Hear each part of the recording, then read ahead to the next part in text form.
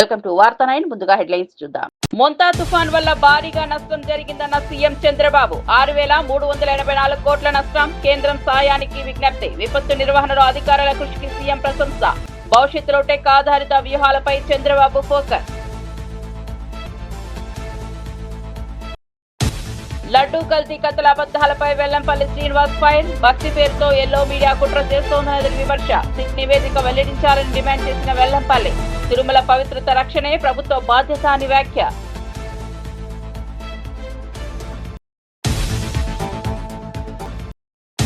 రైతుల సమస్యలను కేంద్రం నిర్లక్ష్యం చేస్తోందన్న నాగిరెడ్డి. ఉల్లి బకాయిలు ఎంఎన్పీ వెండింగ్ పై ఆగ్రహం. జగన్ హయాంలో రైతులకు 1,00,000 కోట్ల సాయం చేశామని వ్యాఖ్య. రైతు బలపడితేనే దేశం బలపడుతుందని నాగిరెడ్డి పిలుపు. లోకేష్ పట్టుదల ఫలితం ఇచ్చిందని సీఎం చంద్రబాబు ప్రశంస. యువతకు ప్రేరణగా నిలుస్తున్న లోకేష్ పనితీరు, ప్రాజెక్టులు పూర్తి దిశగా వేగంగా సాగుతున్నాయని వెల్లడి. లోకేష్ కృషి ప్రభుత్వ బలమైందని చంద్రబాబు వ్యాఖ్య.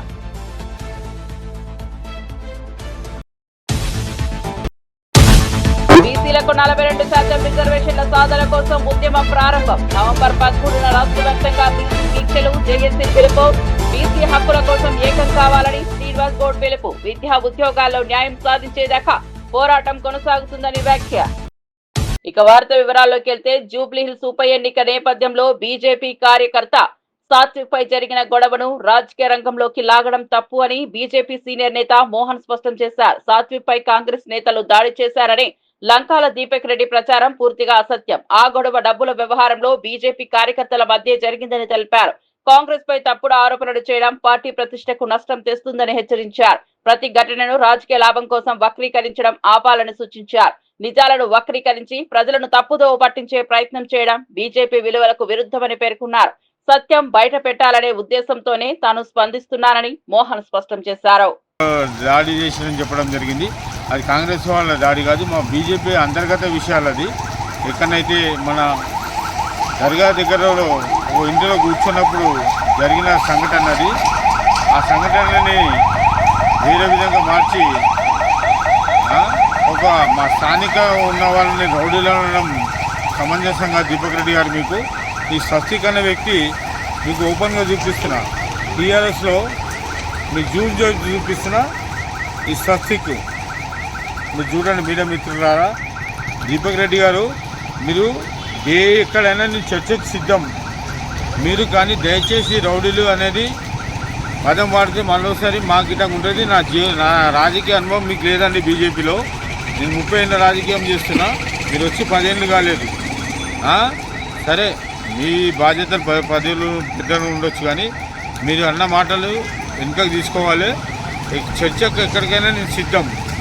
అది కాంగ్రెస్ వాళ్ళకు సంబంధం లేని విషయం, లడ్డూకు సంబంధం లేని విషయం. లడ్డు అనే సామాన్య కార్యకర్త నా షేక్పేట నివాసి వాడు, కానీ రౌడీలు గుండాలు అనడం మీకు సంబంధించి. రాష్ట్ర రాజధాని హైదరాబాద్ లో త్రాగునీటి సమస్యలు తలెత్తకుండా ముందస్తు చర్యలు తీసుకోవాలని రాష్ట్ర ప్రధాన కార్యదర్శి రామకృష్ణారావు అధికారులకు ఆదేశించారు. సచివాలయంలో నిర్వహించిన సమీక్షా సమావేశంలో మంజీరా, సింగూరు, గోదావరి ఫేజ్ 2, 3 ప్రాజెక్టుల పురోగతిని ఆయన సమీక్షించారు. ప్రాజెక్టుల భూసేకరణ, పైప్ లైన్ నిర్మాణ పనులను వేగవంతం చేయాలని సూచించారు. వేసవి ముందే అవసరమైన నీటి వనరులు సిద్ధం కావాలి. ఎక్కడా నీటి కొరత తలెత్తకుండా సమగ్ర ప్రణాళికతో ముందుకెళ్లాలని సీఎస్ ఆదేశించారు. సంబంధిత శాఖలు పరస్పర సమన్వయంతో పనిచేయాలని సూచించారు. ప్రజలకు నిరంతర త్రాగునీటి సరఫరా అందించడమే ప్రభుత్వ ప్రాధాన్యత అని ఆయన స్పష్టం చేశారు.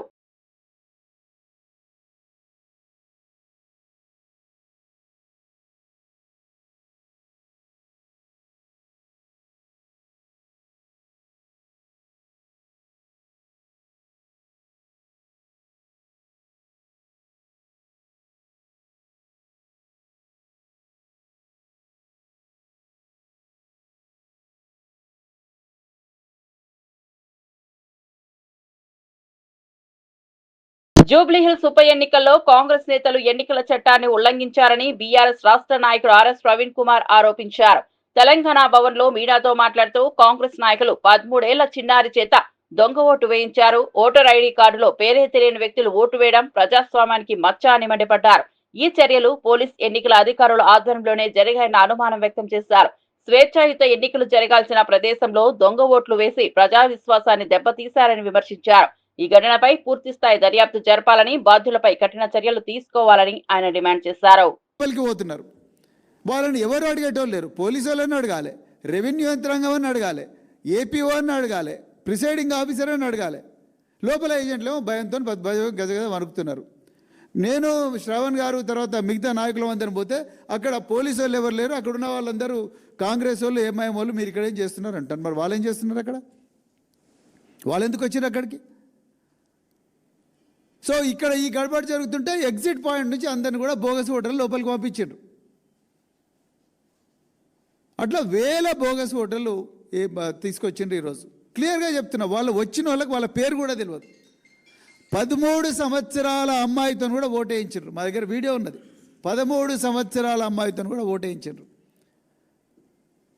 అది అడిగినందుకు పావని గౌడ్ గారు, అదేవిధంగా సంగారెడ్డి ఎమ్మెల్యే చింత ప్రభాకర్ గారి మీద దాడి చేసిండ్రు. విపరీతంగా బీఆర్ఎస్ నాయకులను ఆ అల్ఫాల్ఫా స్కూల్ దగ్గర కొట్టిండ్రు. ఇలా రామచంద్ర నాయక్ ఒక న్యాయం, గండు సుధారానికి ఒక న్యాయం, మల్లు భట్టికరకు ఒక న్యాయం, తర్వాత శంకర్ నాయక్ ఎమ్మెల్సీకి ఒక న్యాయం, వీళ్ళందరికీ ఒక న్యాయం, బీఆర్ఎస్ నాయకులకు ఇంకో న్యాయం.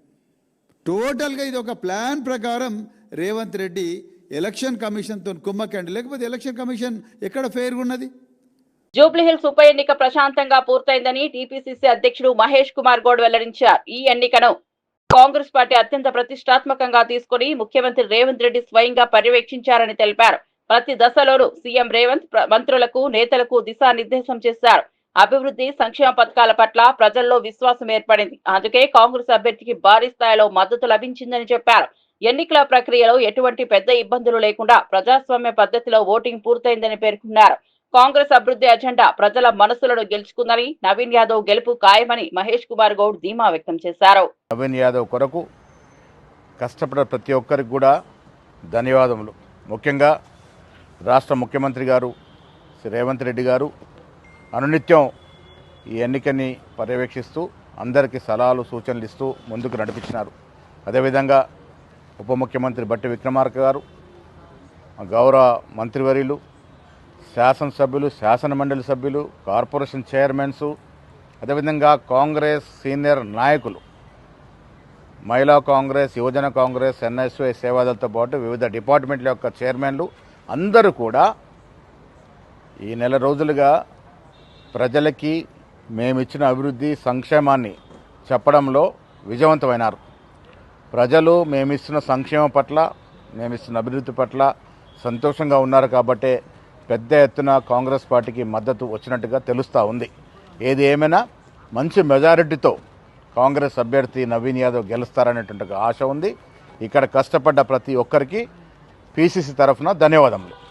టీడీపీ ప్రభుత్వ ఆర్థిక విధానాలను మాజీ మంత్రి చెల్లుబోయిన వేణుగోపాలకృష్ణ తీవ్రంగా విమర్శించారు. చంద్రబాబు అధికారంలోకి వచ్చాక రాష్ట్రం అప్పుల బాట పట్టేదే. ప్రతి వారం, ప్రతి నెల కొత్త అప్పులు చేయాల్సిన పరిస్థితి ఏర్పడిందని అన్నారు. లక్షల కోట్ల అప్పు చేస్తూ కూడా మెడికల్ కాలేజీల కోసం కొద్దిపాటి నిధులు ఇవ్వడం కష్టంగా భావించడం ప్రజల పట్ల అవమానమని మండిపడ్డారు. ప్రజాధనాన్ని వృధా చేస్తూ అభివృద్ధి పేరుతో ప్రజలను మోసం చేస్తున్నారని విమర్శించారు. ఇలాంటి చంద్రబాబు వైఖరిని ప్రజల ముందే నిలదీయాలి, ఆయన తీరును కడిగి పారేయాలని పిలుపునిచ్చారు. రాష్ట్ర ప్రజలు ఆర్థిక దోపిడీని సహించరని, ప్రజల తీర్పు చంద్రబాబు అహంకారానికి బలమైన సమాధానం అవుతుందని వేణుగోపాలకృష్ణ స్పష్టం చేశారు. ఉన్న వాడికి ఆరోగ్య సమస్య వచ్చిన సందర్భంలో ఆదుకునేది ప్రభుత్వంగా ఉండాలని ఒకేసారి 17 మెడికల్ కళాశాల నిర్మాణం కోసం కేంద్ర ప్రభుత్వం నుంచి అనుమతి పొంది 17 మెడికల్ కళాశాలలు ఒకేసారి నిర్మాణం చేయడానికి పూనుకున్నారు. ఈ రాష్ట్రంలో ఉన్నవారే కాకుండా దేశంలోనే అందరూ కూడా దాన్ని హర్షించారు. పనులు పూర్తిగా వేగవంతంగా జరుగుతున్నాయి. 5 మెడికల్ కళాశాలల పనులు పూర్తయ్యాయి. 2 కళాశాలలు పూర్తి కావడానికి సిద్ధంగా ఉన్నాయి. ఇంకొక 10 కళాశాలలు వివిధ దశల్లో నిర్మాణంలో ఉన్నాయి. కానీ చంద్రబాబు నాయుడు గారు ఈ మెడికల్ కళాశాలల్ని ప్రైవేటీకరించాలని ప్రభుత్వం తన బాధ్యత నుంచి తప్పుకుంటూ ఒక నిర్ణయం తీసుకుని శరవేగంగా ప్రైవేటీకరణకు అడుగులు వేశారు. దీనిపై ప్రజాగ్రహం ఆయనకు తెలియజేయడం కోసం జగన్మోహన్ రెడ్డి గారు ఒక ఉద్యమానికి పిలుపునిచ్చి ప్రతి నియోజకవర్గంలో కనీసం 50,000 నుంచి 70,000 వరకు సంతకాలు సేకరించి గవర్నర్ గారికి వినతి ఇవ్వాలి, గవర్నర్ గారికి దీన్ని నివేదించాలనేటువంటి ఉద్దేశంతో 1,000,000 సంతకాల ఉద్యమాన్ని ప్రారంభించారు. ఇందులో భాగంగా తటస్థులు, మేధావులు, నిపుణులు, విద్యార్థులు, అన్ని వర్గాల వారు కూడా విశేషంగా ఈ మెడికల్ కళాశాలల కోటి సంతకాల ఉద్యమంలో పాలు పంచుకుని ప్రతి గ్రామంలో కూడా స్వచ్ఛందంగా వచ్చి కోటి సంతకాల ఉద్యమంలో పాల్గొంటున్నారు. ఇక్కడ ఇప్పటికైనా ఈ ప్రభుత్వానికి కనువిప్పు కలగాలని, తద్వారా ఈ ప్రభుత్వం చేస్తున్నటువంటి ఏదైతే మెడికల్ కళాశాలల ప్రైవేటీకరణ సరైన నిర్ణయం కాదని దాన్ని వెనక్కి తీసుకుని ప్రజల యొక్క ఆకాంక్షలకు అనుగుణంగా మెడికల్ కళాశాల నిర్మాణం ప్రభుత్వమే చేపట్టాలనేటువంటిది దీని యొక్క డిమాండ్. కళాశాలలు జగన్మోహన్ రెడ్డి గారి ప్రభుత్వంలో 7 కళాశాలలు పూర్తి కాగా 5 కళాశాలలో అడ్మిషన్స్ కూడా వచ్చాయి. 10 కాలేజీలు నిర్మాణాలు వివిధ దశల్లో ఉన్నాయి. అందులో విజయనగరం, రాజమండ్రి, ఏలూరు, మచిలీపట్నం, నంద్యాల మెడికల్ కళాశాలలో 23-24 సంవత్సరంలోనే తరగతులు మొదలు కాగా 750 మెడికల్ సీట్లు అందుబాటులోకి వచ్చాయి. పులివెందుల, పాడేరు మెడికల్ కళాశాలలు పనులు పూర్తయ్యాయి. 24-25 సంవత్సరాల తరగతులు కూడా ప్రారంభం కావాల్సి ఉంది. గత ఏడాది ఎన్నికలు ముగిసిన తర్వాత మెడికల్ క్లాసులు ప్రారంభం కాగా పులివెందుల మెడికల్ కాలేజీకి 50 సీట్లు ఇస్తూ ఎన్ఎంసి జాతీయ మెడికల్ కౌన్సిల్ ఏదైతే ఆదేశాలు జారీ చేసిందో ఆ సీట్లు మాకు వద్దని, 50 సీట్లు మెడికల్ కౌన్సిల్ శాంక్షన్ చేస్తే మాకు వద్దని చాలా, అంటే ఈ రాష్ట్రంలో ఉన్న మెడిసిన్ చదవాలనుకున్న పేద విద్యార్థుల యొక్క మనోభావాల మీద గొడ్డలి వేటు వేశారు, లేకపోతే కూనీ చేశారు. వైద్య విద్యను అభ్యసించాలని ఆశించినటువంటి పేద విద్యార్థులకు నిరాశ మిగిల్చారు. ఒకటే ఆయన ఆలోచన, దీన్ని వారి వ్యక్తులకు, అంటే ఎవరైతే తెలుగుదేశం పార్టీకి అనుకూలులు ఉంటారో లేకపోతే వ్యాపారస్తులు ఉంటారో వారికి కట్టబెట్టాలనేటువంటిది, దాన్ని ఏదో పప్పు బెల్లాలి. 50 ఎకరాల విస్తీర్ణం ఒక్కొక్క మెడికల్ కళాశాలకి ల్యాండ్ ఎక్విజిషన్ జరిగింది. కేవలం 100 రూపాయలకే ప్రైవేటు వారికి దారదత్తం చేయాలనేటువంటిది మెడికల్ కళాశాల లీజు. తొలి దశలో పులివెందుల, మార్కాపురం, మదనపల్లి, ఆదోని కాలేజీలు, రెండో దశలో అమలాపురం, బాపట్ల, పెనుగొండ, నర్సీపట్నం, పాలకొల్లు, పార్వతీపురం కాలేజీలు, ఇలాగా 10 మెడికల్ కాలేజీలని వారు ప్రైవేటైజ్ చేయాలనేటువంటి ఒక ఉద్దేశంతో ఉన్నారు. ఈ దశలో మొదటి 4 కాలేజీలు ఏదైతే ఆర్ఎఫ్సి రిక్వెస్ట్ ప్రపోజల్ ఏదైతే గ్రీన్ సిగ్నల్ ఇచ్చారో, జూబ్లీహిల్స్ ఉప ఎన్నికల్లో కాంగ్రెస్ దొంగ ఓట్లకు ఎన్నికల కమిషన్ పోలీసులు సహకరిస్తున్నారని ఆరోపిస్తూ బీఆర్ఎస్ అభ్యర్థి మాగంటి సునీత గోపీనాథ్ తీవ్ర ఆగ్రహం వ్యక్తం చేశారు. పోలింగ్ కేంద్రాల వద్ద కాంగ్రెస్ కార్యకర్తలు అక్రమంగా ఓటింగ్ ప్రక్రియను ప్రభావితం చేస్తున్నారని ఆమె ఆరోపించారు. ప్రజాస్వామ్యంలో ఇలాంటి తప్పుడు చర్యలు తట్టుకోలేమని హెచ్చరించారు. ప్రజల నిజమైన ఓటు విలువను కాపాడమే నా పోరాటం. అధికార పార్టీ అక్రమాలకు వ్యతిరేకంగా నా స్వరం ఎప్పుడు వినిపిస్తూనే ఉంటుందని మాగంటి సునీత అన్నారు. ఈసీ, పోలీసులు తమ విధి నిర్వహణలో నిష్పక్షంగా వ్యవహరించాలని, లేకపోతే న్యాయపరమైన చర్యలు తీసుకుంటామని ఆమె హెచ్చరించారు. ప్రజలు నిజాయితీ, అభివృద్ధి వైపు నిలవాలని విజ్ఞప్తి చేశారు. అట్లా మాట్లాడతారా అంటే ఒక క్యాండిడేట్ ని సవేరా దగ్గర బయట రోడ్డు మీద 150 మంది కూర్చున్నారు. నవీన్ యాదవ్ మనుషులు, వాళ్ళలో నల్లగా ఎత్తుగా ఉన్నాడు ఒక అబ్బాయి. రేపు చెప్తాను ఈ సంగతి అన్నాడు. ఏం చేస్తాడు, ఏం చెప్తాడు? ముందు నుంచి అనుమానం వ్యక్తం చేస్తా ఉన్నారు. 4 గంటల నుంచి 6 గంటల వరకు రిగ్గింగ్ జరుగుతుందని కూడా అనుమానం వ్యక్తం చేస్తారు. ఎలా ఆల్రెడీ స్టార్ట్ అయింది. చచ్చిపోయిన వాళ్ళ ఓట్లు పైన ఫేక్ అంటించి, ఫోటో మీద ఫోటో అంటించి వేరే వాళ్ళని తీసుకొచ్చి ఏపిచ్చేస్తున్నారు. ఆల్రెడీ నా ఇంట్లోదే ఉంది. మా ముసలావిడ చచ్చిపోయిన ఓటు ఆల్రెడీ వేసేసారు. చనిపోయిన మనిషి ఓటు ఎట్లా వేస్తారు? ఆ ఫోటోలు అంటించి ఆ ఫోటోలు కూడా, ఆ యూత్ ఫోటోలు తీసేసి వేరే అంటించి దాని మీద అదిగో కనపడుతుంది అంటించినవి కూడా తీసుకొచ్చి వాళ్ళతో వేపించి పంపించారు. ఒక పెద్ద ఆవిడ వచ్చి నా ఓటు వేస్తారంటే కరెంటు బిల్లు తెస్తారా ఓటు వేసినప్పుడు? ఎవరైనా ఫస్ట్ టైం వింటున్నాను ఈ చరిత్రలో, ఈ స్టేట్ లో బై ఎలక్షన్స్ లో ఫస్ట్ టైం వింటున్నాను. ఎంత అరాజకం ఫస్ట్ టైం చూస్తున్నాను నేను. ఒక మహిళగా నన్ను ఇంత ఇబ్బంది పెట్టి ఏం చేసేది? అధిష్టానం అధికారం ఉందని ఎమ్మెల్యేలు, మినిస్టర్లు, విప్పులు ఒకళ్ళు కాదు మొత్తం తిరుగుతున్నారు. అంత కసేంటి, అంత పగేంటి అంటే ఓడిపోతారని భయంతోనా? ఒక ఓట్లు లేవని ముందు నుంచి ఎలక్షన్ కమిషన్ చెప్పింది, కానీ ఇప్పుడు ఓటర్ ఐడి కార్డులు అవన్నీ కూడా బయటపడ్డాయి. తప్పు జరిగింది, దొంగ ఓట్లు ఉన్నాయి. ఆ రోజే బయట పెట్టాము, వెళ్ళి ఇచ్చొచ్చాం కూడా కంప్లైంట్. ఇవాళ కూడా ఇచ్చాము వెళ్ళి. కమిషనర్ గారు నేను రిక్వెస్ట్ చేశాను, ఎలక్షన్ కమిషనర్ కి, దయచేసి ఒక మహిళగా నాకు అండ చెప్పైనా పర్వాలేదు, జెన్యూన్ గా ఉండండి. ఎంత జరుగుతుంది మీరు చూస్తూనే ఉంటారు టీవీలో, ఎంత అరాచకం చేస్తున్నారో గమనించి చెప్పండి అని చెప్పాను. నేను రిక్వెస్ట్ చేసి అడిగా. నేను జూబ్లీహిల్స్ ఉప ఎన్నిక పోలింగ్ మధ్యలో ఉద్రిక్తత చోటు చేసుకుంది. బీఆర్ఎస్ ఎమ్మెల్యే పాడి కౌశిక్ రెడ్డిని పోలీసులు అరెస్ట్ చేశారు. దొంగ ఓట్లు వేయడానికి వచ్చిన వారికి పోలీసులు మద్దతు ఇస్తున్నారని ఆరోపించారు. ఈ నేపథ్యంలో కౌశిక్ రెడ్డి, పలువురు బీఆర్ఎస్ నాయకులు నిరసనకు దిగారు. పోలీసులు వారిని అదుపులోకి తీసుకుని పోలీస్ స్టేషన్ కు తరలించారు. ఈ ఘటనతో పోలింగ్ కేంద్రాల వద్ద ఉద్రిక్తత నెలకొంది. బీఆర్ఎస్ కార్యకర్తలు నినాదాలు చేస్తూ ఆందోళన వ్యక్తం చేశారు. ప్రజాస్వామ్య ప్రక్రియను దెబ్బతీస్తే చర్యలపై తమ పార్టీ పోరాటం కొనసాగుతుందని బీఆర్ఎస్ నేతలు స్పష్టం చేశారు. ఎన్నికల అధికారులు పరిస్థితిని అదుపులోకి తెచ్చేందుకు అదనపు బలగాలను మోహరించారు.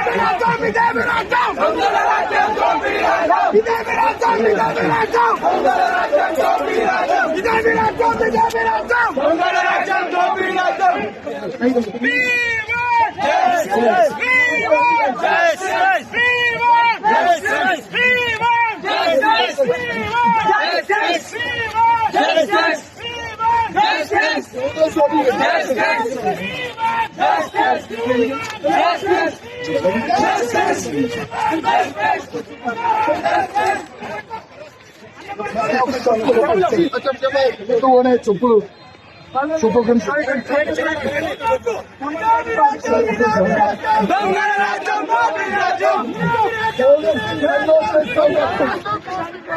తిరుమల లడ్డూ కల్తీ వ్యవహారంపై ఆధారాలు లేకుండా అబద్ధపు ప్రచారం చేస్తున్న ఎల్లో మీడియాను మాజీ మంత్రి వెల్లంపల్లి శ్రీనివాస్ తీవ్రంగా విమర్శించారు. లడ్డూ పవిత్రతను ప్రశ్నించడం భక్తుల మనోభావాలను దెబ్బతీసే పని, ఇది తిరుపతి ప్రతిష్టను దెబ్బతీసే కుట్ర అని తెలిపారు. సిట్ నివేదికలో ఏం ఉందో ప్రభుత్వం స్పష్టంగా వెల్లడించాలని డిమాండ్ చేశారు.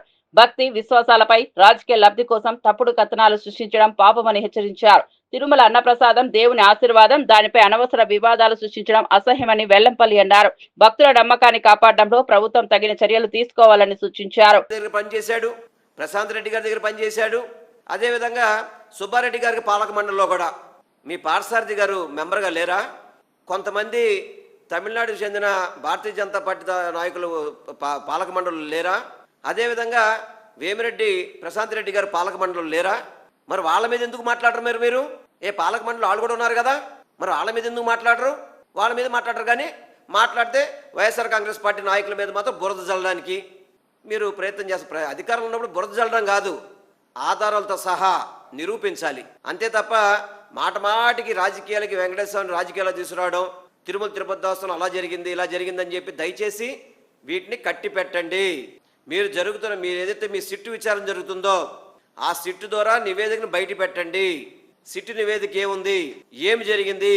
ఈవో గారేమో ఏదైతే మన వెజిటేబుల్ ఫ్యాట్ కలిసిందో వాటిని వెనక్కి పంపించని చెప్తున్నారు. ఆ రోజే చెప్పాడు, ఈ రోజు కాదు. ఈ రోజు పాలక మండలి చైర్మన్ గా మీరున్నారు. వెంకటేశ్వర స్వామి మీద ఇంత అపవాదులు పడుతుంటే ఎందుకు మీ టీవీల్లో అలా చూపెడుతున్నారు? తప్పు కాదా? కల్తీ నెయ్యి అనేది వివిధ రకాలుగా చెప్తున్నారు. దాంట్లో మీరు ఆధారాలతో సహా చెప్పండి తప్ప జరగనివి జరిగినట్టు చెప్తే మాత్రం సరైన పద్ధతి కాదు. మొంతా తుఫాన్ ప్రభావిత ప్రాంతాలపై సీఎం నారా చంద్రబాబు నాయుడు కేంద్ర బృందంతో సమీక్ష నిర్వహించారు. రాష్ట్ర వ్యాప్తంగా తుఫాన్ కారణంగా తీవ్ర నష్టం సంభవించిందని అధికారులు వివరించారు. మొత్తం 4794 కిలోమీటర్ల రహదారులు దెబ్బతిన్నాయని, 12,856 విద్యుత్ స్తంభాలు నేలకూలినట్లు నివేదించారు. తుఫాన్ కారణంగా ఆస్తి, పంట నష్టం కలిపి 6,354 కోట్ల మేర నష్టం సంభవించిందని తెలిపారు. ఈ నేపథ్యంలో రాష్ట్ర ప్రభుత్వం తక్షణ సాయంగా 2,622 కోట్లు మంజూరు చేయాలని కేంద్రాన్ని కోరింది. సీఎం చంద్రబాబు మాట్లాడుతూ ప్రాణ ఆస్తి నష్టాన్ని తగ్గించడంలో అధికారులు కృషి చేశారని తెలిపారు. భవిష్యత్తులో టెక్నాలజీ ఆధారిత విపత్తు నిర్వహణను మరింత బలోపేతం చేస్తారని చెప్పారు. కేంద్ర బృందం తుఫాన్ ప్రభావిత ప్రాంతాల పర్యటన పూర్తి చేసి వివరాలను సమర్పించనున్నట్లు తెలిపింది. రైతులకు కనీసం మద్దతు ధర ఇవ్వకపోవడంపై వైఎస్ఆర్ కాంగ్రెస్ పార్టీ సీనియర్ నేత ఎంవీఎస్ నాగిరెడ్డి తీవ్ర ఆగ్రహం వ్యక్తం చేశారు. ఉల్లి రైతులు బకాయిలు ఇంకా చెల్లించలేదని, రైతుల ఆత్మహత్యలు జరుగుతుంటే ప్రభుత్వం మూగ వైఖరిని అవలంబిస్తోందని విమర్శించారు. వైఎస్ జగన్ హయాంలో రైతుల కోసం ఎన్నో పథకాలు ప్రవేశపెట్టారని గుర్తు చేశారు. మా ప్రభుత్వంలో 5 ఏళ్లలో రైతులకు 1,00,000 కోట్లకు పైగా నేరుగా ఆర్థిక సాయం అందించాం.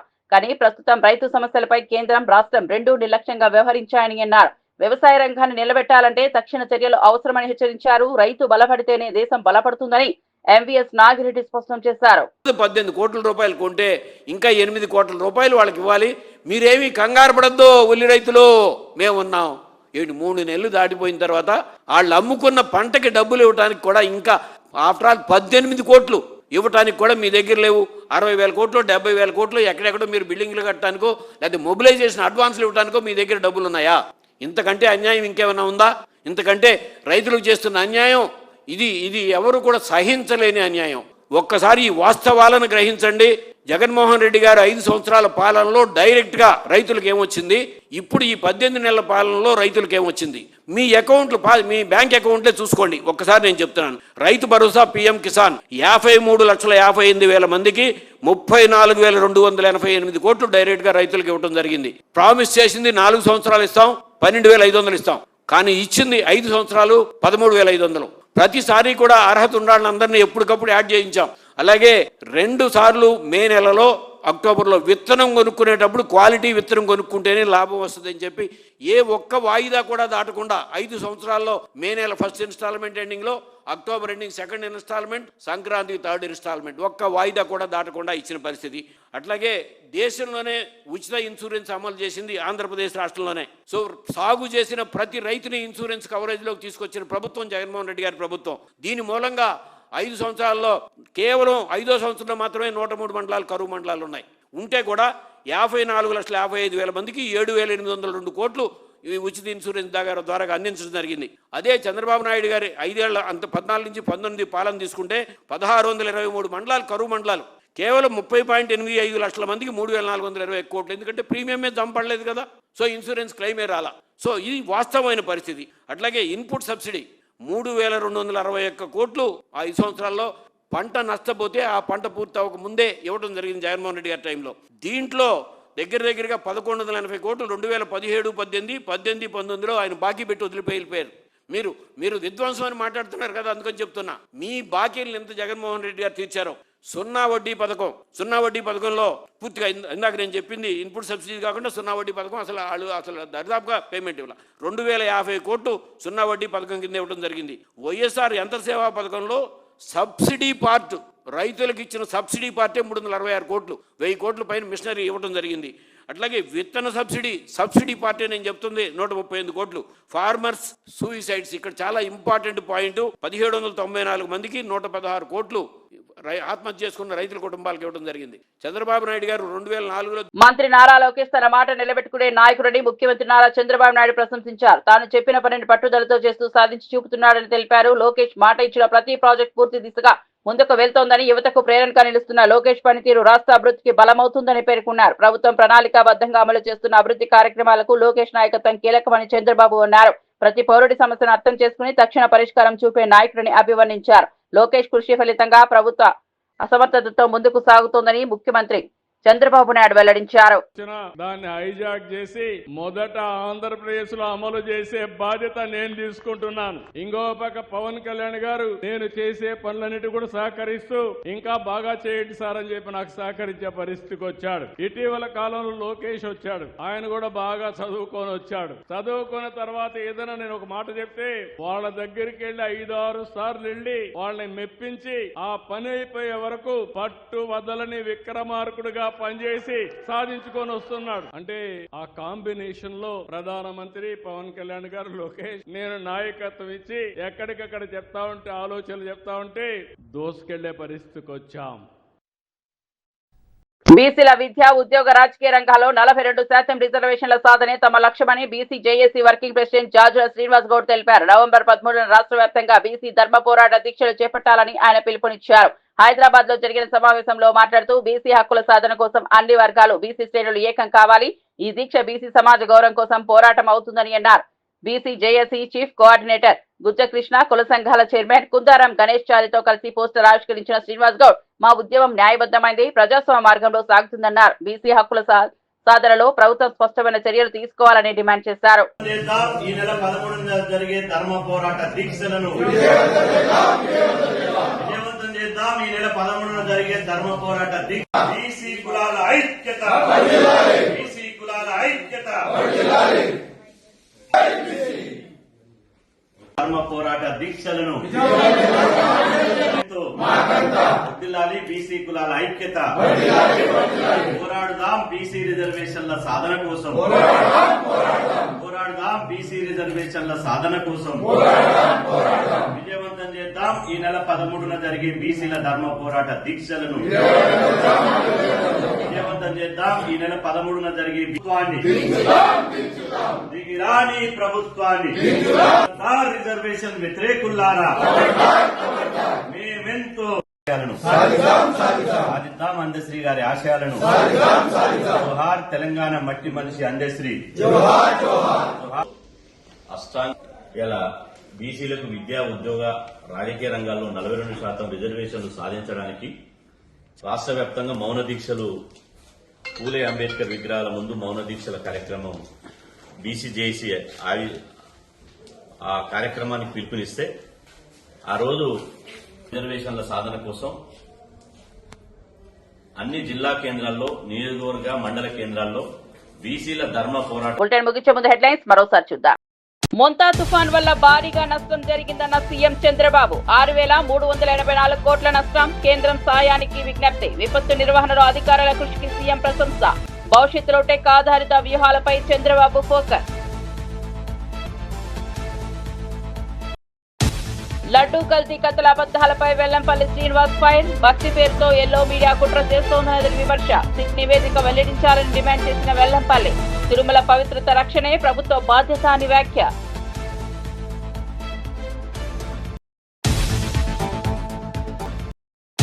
రైతుల సమస్యలను కేంద్రం నిర్లక్ష్యం చేస్తోందన్న నాగిరెడ్డి. ఉల్లి బకాయిలు, ఎంఎన్పీ వెండింగ్ పై ఆగ్రహం. జగన్ హయాంలో రైతులకు 1,00,000 కోట్ల సాయం చేశామని వ్యాఖ్య. రైతు బలపడితేనే దేశం బలపడుతుందని నాగిరెడ్డి పిలుపు. లోకేష్ పట్టుదల ఫలితం ఇచ్చిందని సీఎం చంద్రబాబు ప్రశంస. యువతకు ప్రేరణగా నిలుస్తున్న లోకేష్ పనితీరు, ప్రాజెక్టులు పూర్తి దిశగా వేగంగా సాగుతున్నాయని వెల్లడి. లోకేష్ కృషి ప్రభుత్వ బలమైందని చంద్రబాబు వ్యాఖ్య.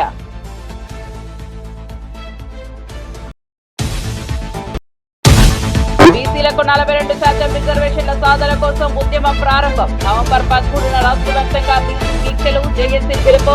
బీసీ హక్కుల కోసం ఏకం కావాలని శ్రీనివాస్ గౌడ్ పిలుపు. విద్యా ఉద్యోగాల్లో న్యాయం సాధించేదాకా పోరాటం కొనసాగుతుందని వ్యాఖ్య. మరిన్ని అప్డేట్స్ కోసం చూస్తూనే ఉండండి రియల్ న్యూస్.